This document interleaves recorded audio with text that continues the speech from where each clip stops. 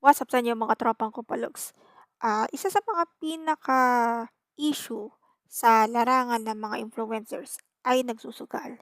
Hindi lamang mga gamers, vloggers, tiktokers, or et cetera. Yung mga influencer kuno ha.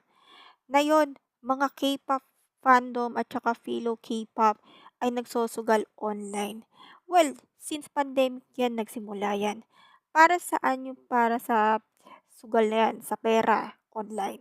Siyempre, bibili ng merch, concert, or maybe yung gusto sa sarili ng mga K-pop fandom. Ako po, hate po ko ng K-pop fandom or philo K-pop. Siyempre, anti talaga, di ba? Or tinatawag na baby bra wires. Yun ang sinasabi ni MJ that time since pandemic. So, ano masasabi ng mga K-pop fandoms or philo pop na nagsusugal? Sasabihin, ay hindi ako nagsusugal po. Oh, wag kayong magmamanis. Ako nga, nagsugal lang, konti lang, mga nasa 10K, 20K, okay na. Yung mga K-pop fan na katulad niyo po, 'di ba mas malaki?